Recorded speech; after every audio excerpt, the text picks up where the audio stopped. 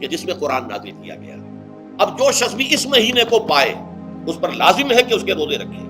ہاں من کان مریضا او علی سفر، جو شخص ہو مریض بیمار ہو یا سفر پر ہو، فعدۃ من ایام اخر، تو وہ تعداد پوری کر لے دوسرے دنوں میں. یرید اللہ بکم اليسر ولا یرید بکم العسر، اللہ تمہارے ساتھ آسانی چاہتا ہے، سختی نہیں چاہتا. یہ اصل میں کیوں کہا ہے؟ اس کی وجہ سمجھ لیجئے. آج بھی آپ کو اپنے ہاں ایسے لوگ مل جائیں گے جن کا تقویٰ کا تصور اتنا غلط ہو گیا ہے کہ 104 درجے کا بخار ہے، روزہ چھوڑنے کو تیار نہیں. بھلے آدمی ہو، اللہ نے تمہیں ایک رخصت دی ہوئی ہے تو خام خواہ اپنے اوپر یہ شدت کیوں لے رہے ہو؟ لیکن لیتے ہیں، روزہ چھوڑنے کو تیار، روزہ قضا نہیں کرتے. سفر پر جا رہے ہیں اور روزہ قضا کرنے کو تیار نہیں.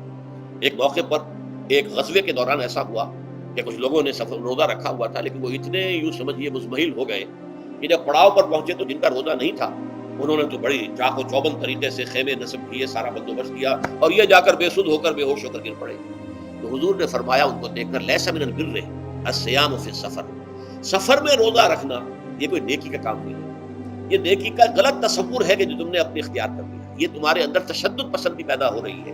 دین کے احکام میں جو مقصد ہے وہ کیا ہے؟ یرید اللہ بکم اليسر ولا یرید بکم العسر. اسی پر عمل کرتے ہوئے حضور نے فرمایا کہ جو بھی علماء دین ہیں یا جو رہنمایان دین ہیں ان کا کام کیا ہے؟ آپ نے فرمایا یسروا ولا تعسروا، دیکھو آسانیاں پیدا کرو، سختیاں پیدا نہ کرو. دین میں سختیاں پیدا کرنا بھی وہ اسر اور اغلال بن جاتا ہے کہ جس کو رفع کرنے کے لیے اور جس سے لوگوں کو، یہودیوں کو اور تمام اہل کتاب کو نجات دینے کے لیے اللہ تعالیٰ نے اپنے رسول محمد صلی اللہ علیہ وسلم کو بھیجا. وَيَضَعُ عَنْهُمْ إِصْرَهُمْ وَالْأَغْلَالَ الَّتِي كَانَتْ عَلَيْهِمْ، کہ جہاں وہ نیکی کا حکم دیتے ہیں، بدی سے روکتے ہیں، پاکیزہ چیزوں کو حلال ٹھہراتے ہیں اور خبیث چیزوں کو، ناپاک چیزوں کو حرام قرار دیتے ہیں، وہیں وہ لوگوں کے اوپر سے وہ بوجھ بھی ختم کرتے ہیں کہ جو انہوں نے خام خواہ اپنے اوپر لاد لیے. تو ان میں سے یہ بھی ہے کہ یہ نیکی کا کام نہیں ہے کہ آپ سفر میں ہیں اور روزہ رکھ رہے ہیں. یرید اللہ بکم اليسر ولا یرید بکم العسر وَلِتُكْمِلُوا الْعِدَّةَ، لیکن یہ بات واضح رہے کہ اب تمہارے لیے تعداد کو پورا کرنا لازم ہے. یہ نہیں ہے کہ آپ اس کی جگہ پر فدیہ دے دیں تو بات پوری ہو جائے گی. نہیں، روزے کی تعداد آپ کے رمضان میں 2 روزے 3 روزے چھوٹ گئے بیماری کی وجہ سے، ٹھیک ہے، لیکن دوسرے دنوں میں اس کی قضا دینی لازم ہے.